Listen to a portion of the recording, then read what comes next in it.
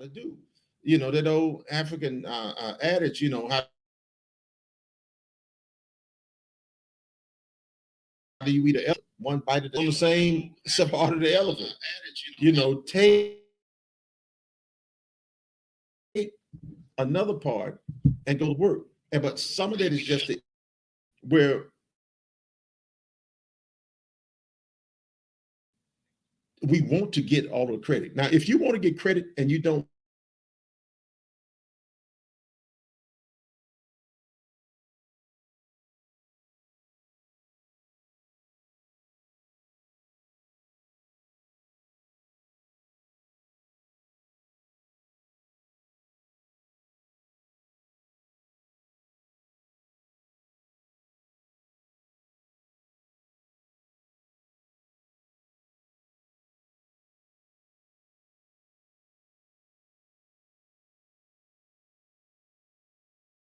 history in terms of dealing with your present and psychologically coming up with the strategies to solve. For instance, I'm going to put something in the context of what you just said.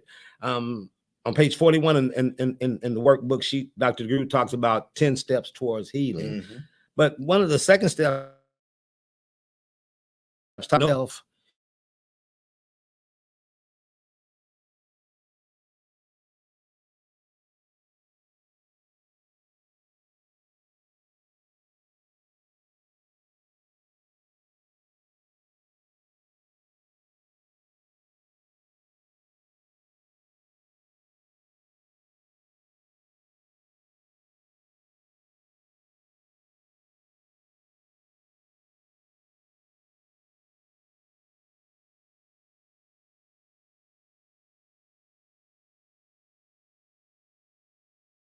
instead of just analyzing, what we're proposing is moving forward with an engagement strategy. Step one of the engagement strategy is this book. Yes. Ground. Dr. DeGruy is one of the foremost folks that you can read in terms of getting an understanding.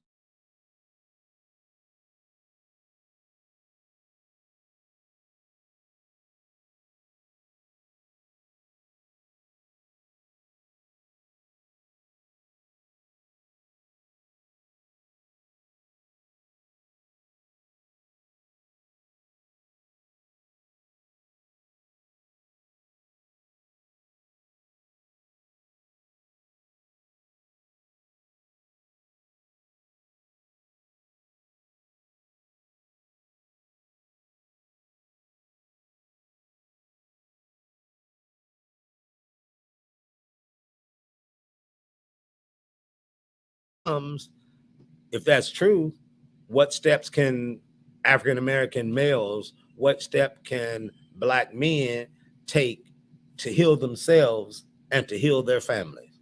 I'd love to see a round table on something like that, Doctor. I've said I do plan to do this at some point. Spike Lee's movie, Get on the Bus, I found insightful for a number of reasons. Every kind of Black man I know was on that bus. Every kind of Black man I know. Some folks you can't stand.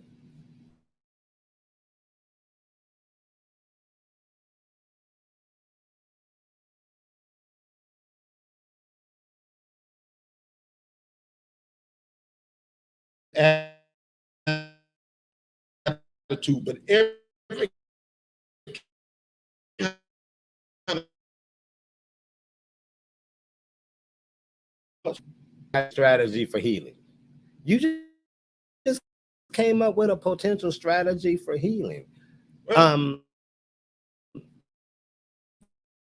It's a matter of engaging, though. Can we make that happen? Yeah, a lot of brothers talking these days about how they want to be involved in the community. Yeah. And well,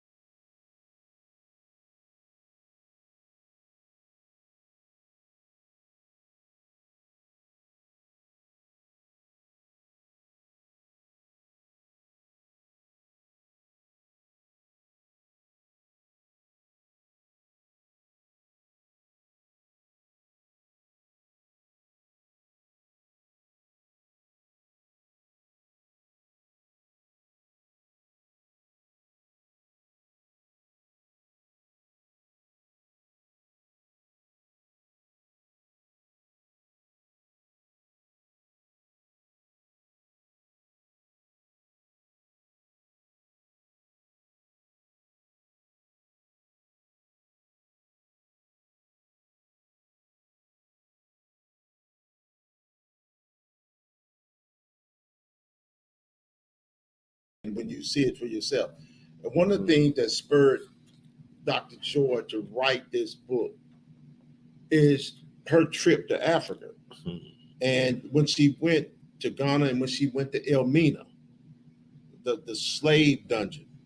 And I know because I went to Elmina and I saw the pictures in the back of the workbook here, and I had the same feelings. I remember how overwhelmed I was to be in that place. It took your breath away. And from my experience, I think I told my wife, when I was in that men's dungeon, I just felt, I had a feeling like I've never felt before. And I equated it to when my children were younger and they were sick and I had given them the medicine, but they were not well yet. And all I could do was hold them and say, I'm here now. I'm here now. I just felt that's all I could tell my ancestors, that I'm here now. Now that's an experience that most people will never have. Yeah. See, to be able to go home, Yeah. and once you get to Africa, if you're from there, you know it. Yes, you do. You can feel it. You can. And so just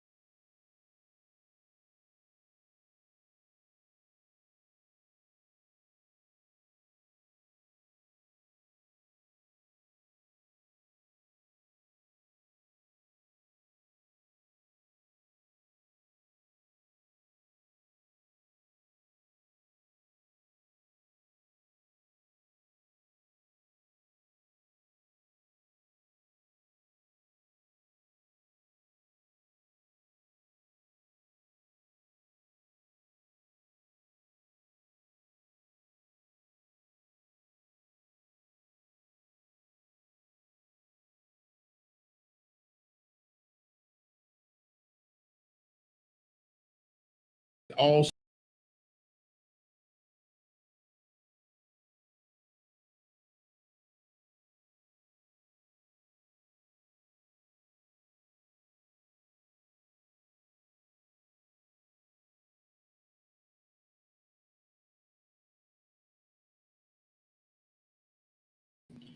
a small number came here to North America. The overwhelming majority went to South America and the Caribbean. The overwhelming majority. You got more Africans in South America than you have any other place than the continent of Africa. So lest we get caught in what Dr. King called the paralysis of analysis, I wanted us tonight to look at these 10 steps toward healing that Dr. DeGruy said. The first step is truthfulness. Tell the truth. Is the foundation for help. We have a responsibility to tell the truth. We have a responsibility to tell the truth to one another and a responsibility to tell our truth to other people. How honest have you been in answering the questions in the previous chapters that came up? How accurate have you been in answering the questions? and you have to know what the questions are. You have to have read the book. Yes. And so I must stress this. We don't have to have hundreds, but we need teachers. Absolutely. We need some sisters and brothers of all hues to take the time to read the book, to work their way through the workbook, because somebody in the community has to be the leaders who now, instead of participating in all of the drama, all of the fighting that we should learn from our past. We should learn that, okay, absolutely. Operational unity would even say this. No, let's say there's 10 items on the table and we disagree on 9 of them. we should put those 9 aside and get at least one thing done. Absolutely. And so for us at Care for Change and for what we're doing with, our trauma outreach, thank you, with Senator Young, what we're doing with our trauma outreach towards African-American males is that what we're doing with you tonight, what we're doing with Pastor Coleman and others is that, listen, we're making a call to African-American males to come and to try to get help, to try to deal with their historical trauma. That's one of the things she talks about in terms of healing is that, how do you look beyond just healing to be healthy, to change our lifestyle? Yeah. Well, there are wellness people in our community. Yeah. There are people that should be able to teach young men and women how to be healthy and how not to just to try to heal. Because the first thing I want to do is when I'm sick is I want to feel better. Yes. That's the first thing I want to feel. I want some medicine. I want something to make me heal better. And I think that has been part of our issue historically is that quick fixes instead of creating structural change. If we want Black families, if we want Black men to begin to deal with issues such as substance abuse, addiction, mental health, then they have to be motivated to actively engage in their own healing. Yeah. Nobody's coming to save you. No. But with unity, with like-mindedness, if we were to set a goal that we were going to try to get brothers and sisters and families to heal, then that's something intentional that we could work towards. Absolutely. A common goal that we all want to try to get better. Absolutely. How about that? We all want to get better physically, spiritually, mentally. What if that was the goal? And here was the thing. And what if we all wanted our children to get better? And this is bigger than just us. It's bigger than any one organization or anything. And the idea of doing this book study, it was beyond East 6th Street. This was not an evangelism tool. This was for us to honestly try and get better. And when we had the opportunity to join with Care for Change and bring it to a wider audience, you have to do this because when you're exposed to this information, you then have a responsibility to pass it on. This is not information that you sit on. You pass this on. It's the same kind of responsibility that Harriet Tubman felt when she freed herself. She could have stayed in Pennsylvania, wherever she was, and been there and been happy with her freedom. But she had a compulsion, a responsibility she felt to go back and free other people. And how many Harriet Tubmans were at Marcus Garvey? How many Harriet Tubmans are at Douglas High School right now? See, that was the beautiful thing about Marcus Garvey and being able to have that project for over a decade was I saw the beauty of the children. I mean, our children are amazing. Our children can do it with the right guidance. Yeah. And so that's the point of reorganizing what we're doing educationally. Dr. DeGruy talks about that. How did you view education growing up in your family? Yeah. And currently in our community, how do the majority of the parents at the schools in our neighborhood, how do they view education? What are they teaching their children about education? And what are we teaching them about education? My parents were first generation college graduates. Neither one of my grandfathers finished grade school. Wow. My parents went to college in the early 60s, graduating in 64 and 65. So they were there. Just think of what was happening during 64 and 65. Vietnam was getting ready to try to ramp really up. The civil rights movement was in the heart of what was going on. And here they were graduated, and they were two young teachers. And then I came in 66, and they were two young teachers who, if they participated in the civil rights demonstration and were seen, they lost their jobs. But my father and my mother was in their early 20s. The whole world, everybody they went to school with, everybody that was their age, African American pretty much was participating in the civil rights movement. Thus, some of my early memories of civil rights marches and rallies in other states because they couldn't do it in Mississippi. Well, and that may be one of the reasons, Pastor Jackson, that you've been so successful in life. See, it's those historical memories of struggle, those historical memories of engagement with the civil rights movement. And so you come from a history of engagement. So when it was time to engage, you had a history of it. So the question becomes, what are we doing right now to pass that legacy the same way your parents passed that legacy on to you at a very young age, because they was young? It's the same way we have to figure out how to believe in the youth of today and figure out how to pass on the legacy to them, because their legacy is beautiful. I mean, things aren't just perfect, but you know, one of the things I say, we used to be on a plantation. So things are surely better now. Yes. And with all of the technology and with all the books like Dr. DeGruy and the things we have in terms of being able to get better if we choose to. That's right. I'm gonna say it again, to get better if we choose to.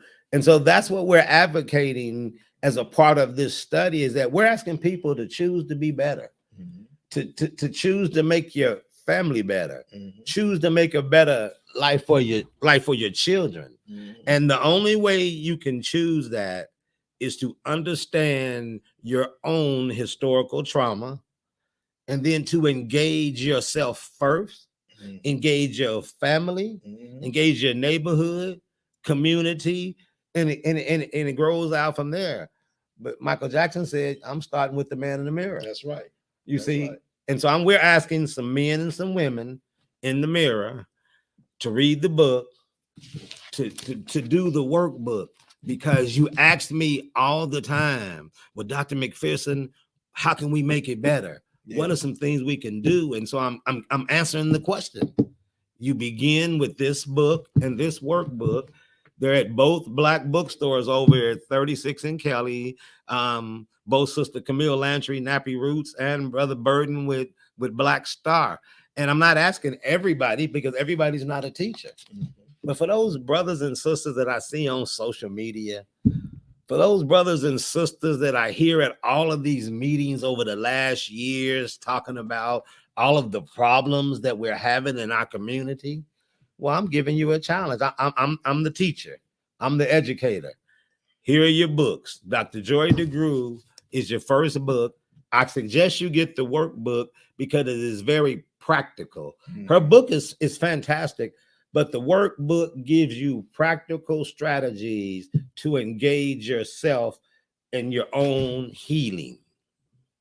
You know, all that leads into the second one, know yourself, your history and your personal legacy. I told a story about my parents. You know, my parents, I don't recall my parents telling me ever, well, you got to go, you got to go to college when you graduate. You know, I grew up in a household, I just assumed that's what you did. It never occurred to me that you wouldn't go to college. So when I'm having conversations with high school classmates about what school they were going to next year when they graduated, they were like, school? I'm going to do this, I'm going to do that. Now, which is fine. But I mean, in my mind, I thought everybody went to college. That's the kind of situation I was reared in. And that's the kind of enclave neighborhood that I grew up in.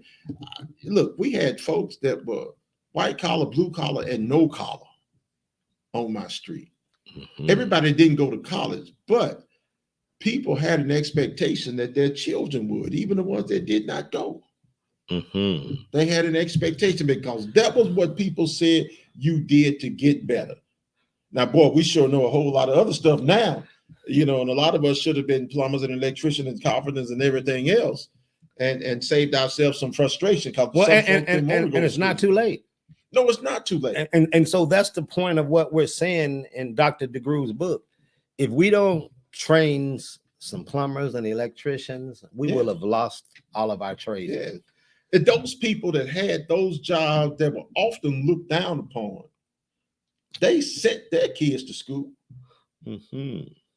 They made enough money. They made enough living to live in the same neighborhood as college educated folks. They did better than some college educated folks.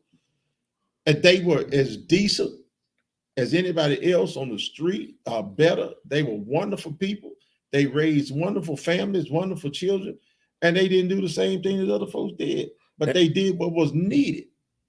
And so the question becomes, and you know me, I'm very practical. How do we create a program to engage young African-American males to get them involved in the trades such as plumbing, electrical, HVAC? How do we create a program that is friendly to them? A program that understands their historical trauma, a program that understands how the education system has robbed them, a program that understands that maybe they will need some extra support in terms of, but here's the thing. One of my elders taught me this, he said, they might not be much, but they are all we got. Yeah. And we need to invest in them. Yeah. But now, how do you have all of these people of color in these positions of power, but no one has started to create an apprenticeship program for the youth? I think in a way, and it's harder to do this, but we need to begin to change some mindset and some thinking in our community, because we have too many of our young folks that look down upon it. Now, they ain't going to nobody's college or university, but they look down upon doing that. And where did they get that from? Hey, that's something that's part of that trauma that we pass down. See, here's the thing. We need to stop trying to send everybody to college. We do.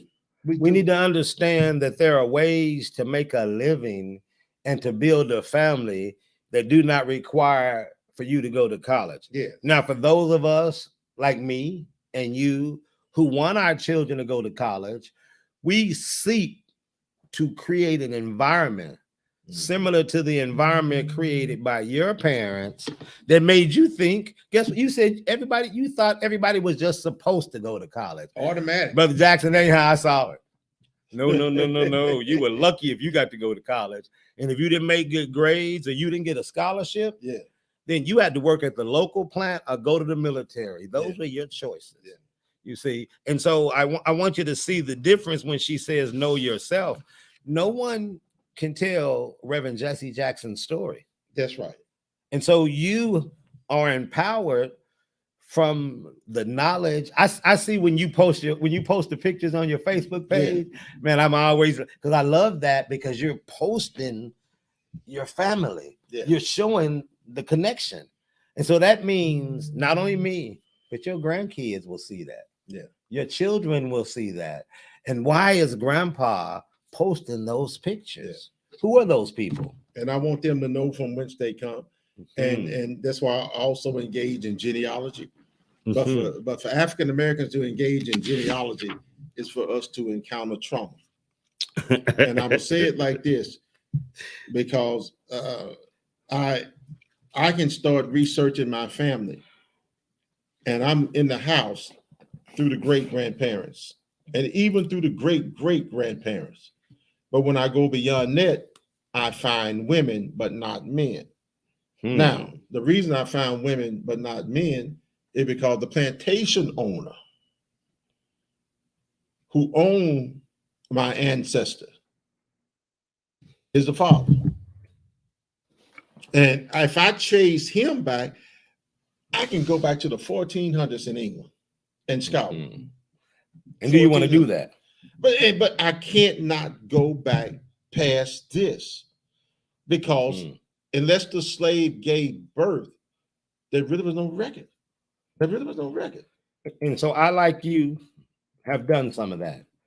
Use Ancestry. I have traced my family back to a plantation outside of Columbia, Mississippi on the Pearl River. Yeah. I even found the plantation. They said that the rattlesnakes were so bad that they didn't suggest I go back in those woods. Yeah. But let me tell you how, like Dr. DeGruy, I was able to go to Africa and I was able to reconnect at the source. Mhm. See, when you can reconnect at the source, Yeah. now I don't know that you don't know if you're from Gambia, you don't know if you were from Sierra Leone, you don't know if you were from Ghana. None of those places even existed. Yeah. Those are creations That's of right. the Berlin Conference. That's right. And so the idea is that I just chose a home. Yeah. I went to Africa and said, this is where I'm from. I'm from the Gambia. I love Sierra Leone. And so I decided to make a home, to get property, to try to build businesses, because I truly believe I'm an African American Mhm. and I have rights Mhm. on both sides. Mhm. And so once you begin to, as Dr. DeGruy says, is that, well, if you are an African, then how do they raise the children in the village? What are the customs and practices for how you welcome the newborns and how you bury the dead? Yeah. See, that's the cultural piece that, Brother Jackson, I know you because you're from Mississippi. Mhm. I bet when you got to Ghana, you saw you saw your grandparents. I did. You saw how when you were growing up in the early 60s, that's what you saw. Yeah. You had seen the outhouse before, hadn't you? Yeah. When you had to go to the village. I ain't talking about in the city. Yes, sir. I'm talking about, like you told me earlier, about Yazoo City Yeah. being the beginning of the Delta. Yeah. You see, and so it's not a stretch from the Delta to Banjul and outside of Banjul. Yeah. In fact, guess what? I learned that it's the same African people. Yeah.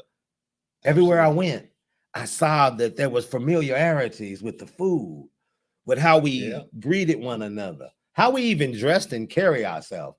It is Yeah. amazing how our culture can be so international that brothers all over the world got a certain style. Yeah. You see. Same walk. Same walk. And so that's a part of who we are. Now, here will be my thing, that walk that you're talking about. So when I was growing up, that walk was a walk that it was a confident walk. Yeah. You know, that was a strut, Yeah. you know. And so, well, how do we bring that back to our young men today? How do we get them to get that strut again? How do we get them to believe that they are kings and that they come from the most powerful history? I think it really begins with them learning their story. Mhm. And with us telling that story and kind of and bringing them in so that they can embrace it, because right now they're not embracing it, they're running from their Africanness. Well, because who wants to be taught what they're being taught? Yeah. Who wants to be told that you come from savages? Yeah. That you come from a place where people and here's the thing, Dr. DeGruy says you got to start with telling the truth. Now, everybody who has done any research knows that's a lie. Anybody who's done it, in fact, they taught me in school that the ancient Greeks learned from the Egyptians. And I looked at a map and I said, well, wait a minute, isn't Egypt in Africa? And so if you look at the dynasties, and I started to read Dr. Ivan van Sertima, Dr. Yosef ben Yakanan, I'm starting to read these things because I want to understand what is the story. And get this, what is the story from the African's perspective? That's right. That's right. If you don't read it from that perspective, you'll always be fooled, because there will always be parts of it that's missing, vital parts of it that's missing. That they don't tell the story. They don't tell that story. Our African sisters and brothers tell another story, and then you get a more complete picture of what actually happened. And so one of the things that I'm trying to develop to deal with my own personal historical trauma is that I'm trying to do what Dr. DeGruy talks about in the book. And so I'm working on something, I think I mentioned it before, and I'm calling it the story of my people. Mm-hmm. Now, it's not the story of your people, although we the same people. Yeah. But I'm talking about me beginning to tell my story. She says it this way. How will you begin to tell your story, and with whom will you share it? And so my story begins, as I told you, in a position of poverty, in a position of an education system that didn't teach us anything positive about our history and our culture. Now, with all of this evidence out there, didn't teach us anything positive about our history and our culture. So, of course, when I got to the University of Oklahoma and I discovered books, Section E185, Section E185 at the OU library and the DT downstairs, those were the books about the African countries downstairs, and those were the books buying about Black people. Yeah. And after I'd done my schoolwork, I'd spend hours in the library just reading, because I'd never been exposed to some of the things that you would have been exposed to in Mississippi, just based on the nature of your Black community. Well, and the thing about it, I spent my time, like many people in Mississippi, trying to plot my way away from Mississippi. Mm-hmm. I mean, I had places I wanted to get out of Mississippi, and I wanted to go to New York. I wanted to do all this and all this. And then when I got there and I discovered who I was, I discovered what I was born into. Mm-hmm. I gained an entire different appreciation of everything. And I had my teacher in college take me around the city that I grew up in and show me stuff. But I'm like, well, I be dog. Never knew. Introduce me to people, show me all kind of stuff. And then, but this is in the book that we're reading. Yeah. And it's right here. And I finally gained an appreciation for my hometown and my home state. Mm-hmm. And all of that stuff began to just change everything in my life. And then, of course, after you do that, and then you read the autobiography of Malcolm X, then your mind is blown. Well, and you become unstoppable. Yeah. You become so confident in your history and the success. You know what I just said? We're not used to seeing the success of the battles that our people fought to even get the rights that we have today. And so when you don't know your struggle, when you don't know your battles, you don't even realize that you're still fighting. Doc, let me tell you something. I was a sophomore at Jackson State University before I went in the library to do anything but meet somebody.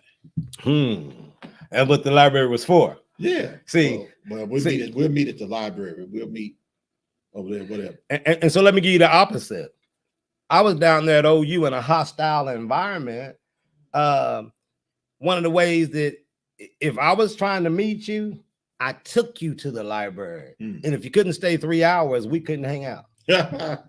Because I knew I was going to flunk out.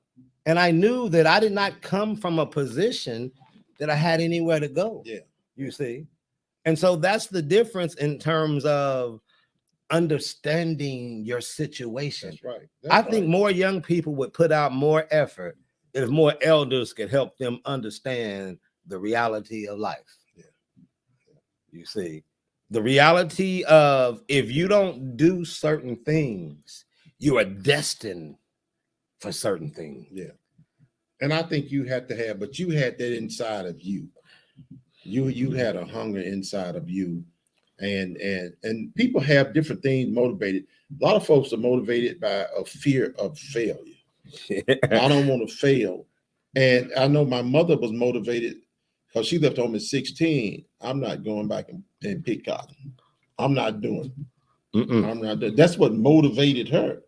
So if more young people had your mother's motivation, more young people would take more chances and probably achieve more success. They probably would. You see, but if you don't come from a nurturing environment that is actively trying to address historical trauma, you got a story like mine, but for the grace of God. Yeah. You see, it's not because I was super smart. It's not because I came from an environment. I knew I couldn't go home. That's right. Because if I went home, first of all, I had failed the whole family because I was the one that was supposed to. So you have to start looking at putting yourself in the context of the village. I can't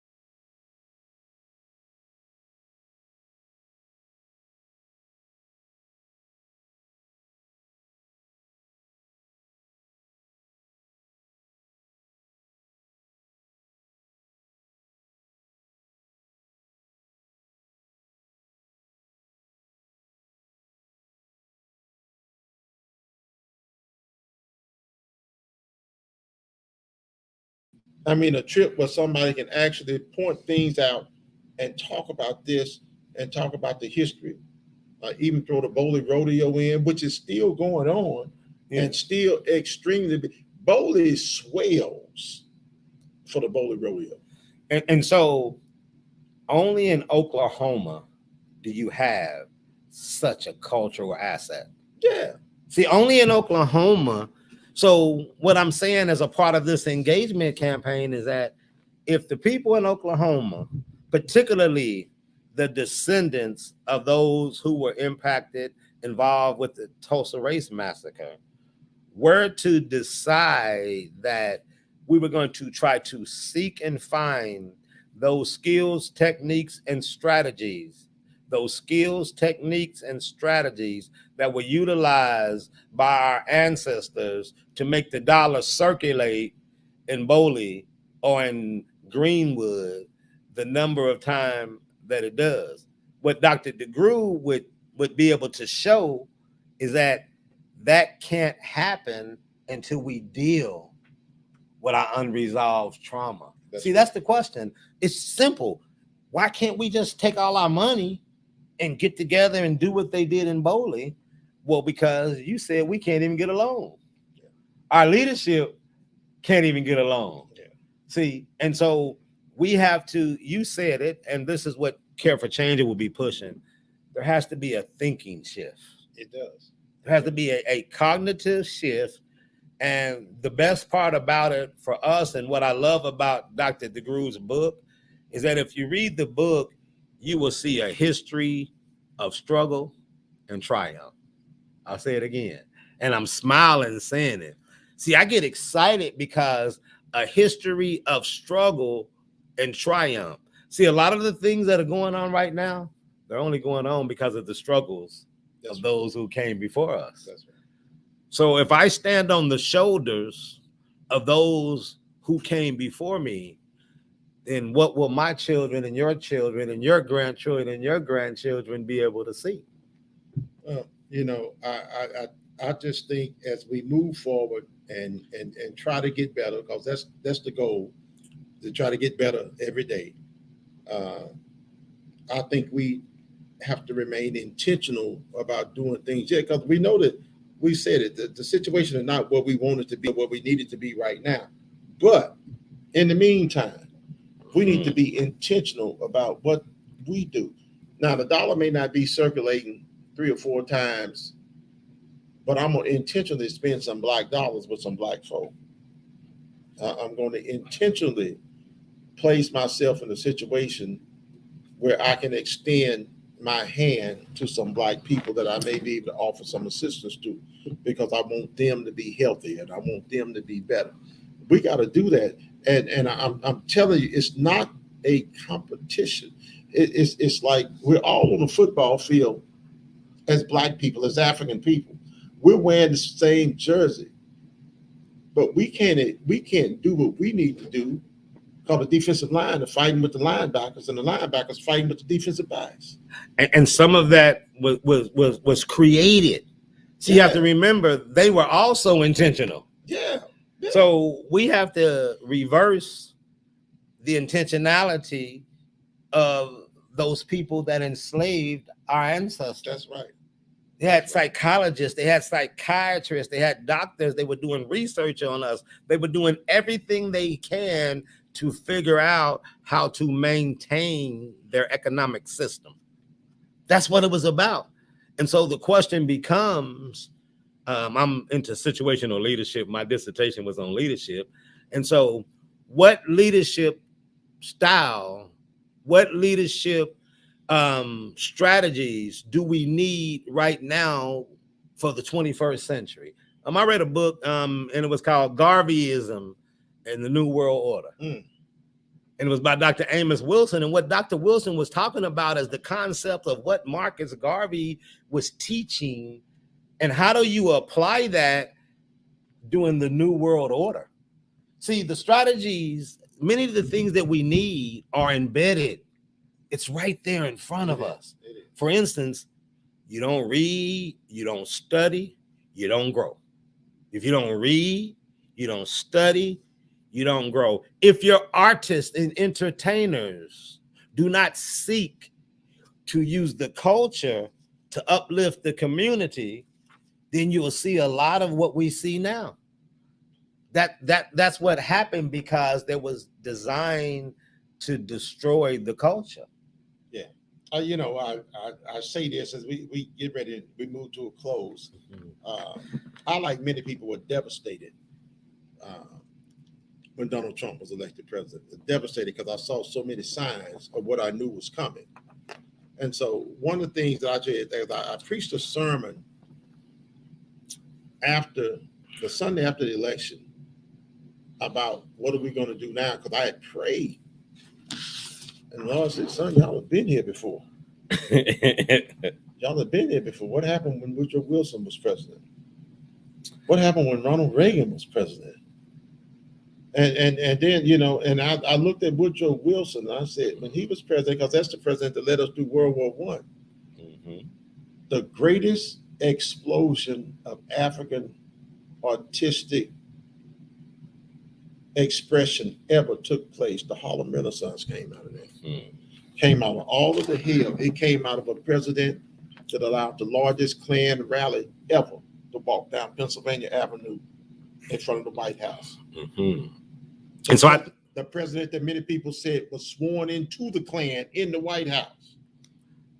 But with everything going on in the world, with all of the Jim Crow happening, not only in the South, but in the North too, people like Langston Hughes and Zora Neale Hurston and County Cullen and Claude McKay and so many others created something so beautiful that it both gave our folks pride, and it also stood up in the face of the opposition that they faced.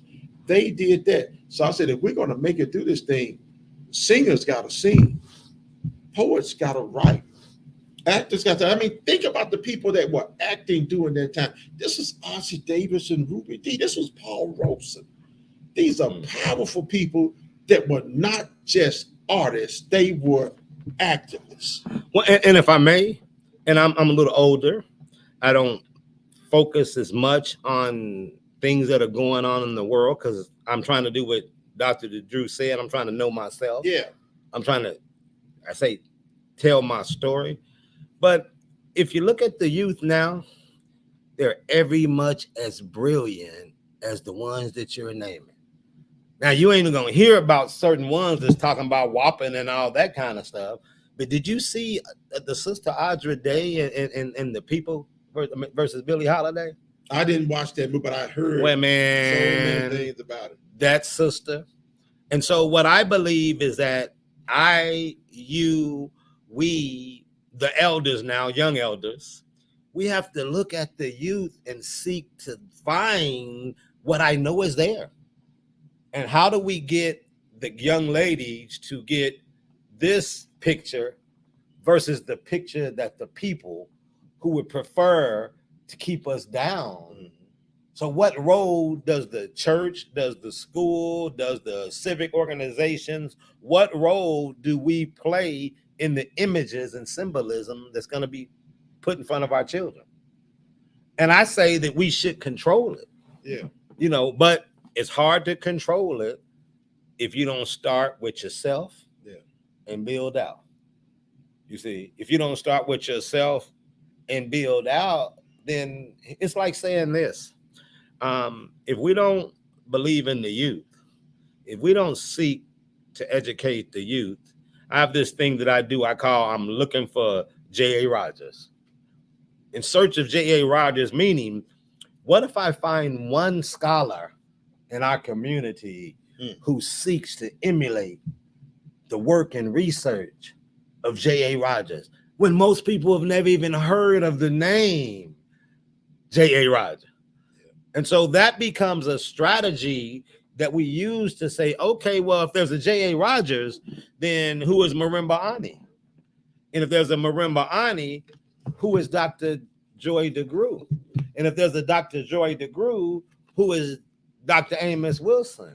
And if there's a Dr. Amos Wilson, then who is Ronoko Roshidi? Yeah. Now, most people have never heard of any of those people that I just named.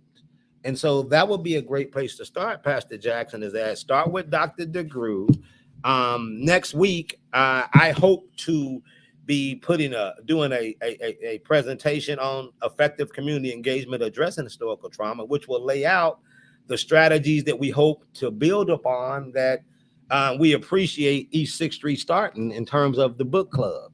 It was a blessing to meet you all reading and studying this book.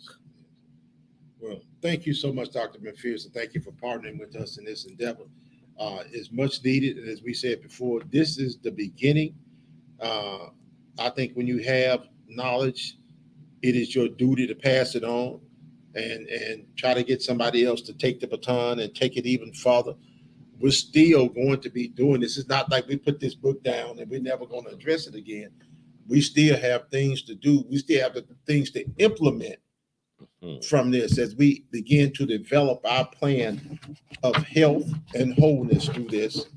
And I'm telling you, as I said about my health, having the health issues I had over the last couple of years, but particularly last week, this is not something that I can afford to just think about and plan on it anymore. It's something I got to step up and do as I look to heal in all facets of my life, because I need to heal physically, and I want to continue to heal spiritually and culturally and everything else. And all this, I want to heal myself while trying to heal other folks. I think that's, I can't wait to heal myself before I heal somebody else. I need other folks to take this journey of healing with me. And so that is our goal as we take this. We are grateful to Dr. DeGruy for this inspiration and for this knowledge. And if she was sitting here, I would thank her for it and let her know that we're taking this and we're passing this on to other folks so that they can do the very best that they can in their communities and some more in this community. I'm not mad if I hear that somebody else is doing a book study next week on this. I'm happy. We're happy. I may join them on something. Because this is this kind of thing. It was never about us. It's about all of us. And the moment that we begin to change our thinking to that, I think is the moment we begin to really get healthy. Operational unity. We're not going to agree on everything. We don't have to. But when we can agree on something, we can move forward and make this place better. God bless you all. Thank you all so much. I'm grateful to Care for Change and grateful to Dr. McPherson, to Sister Carmen and Brother CJ. I'm grateful to y'all because we certainly couldn't have done anything that y'all done. And so we are thankful for you all. I'm thankful for all the people that have tuned in over these 4 weeks and participated with us and asked us questions and communicated with us. Keep reading, keep working. Let's get healthy together. God bless you. Amen.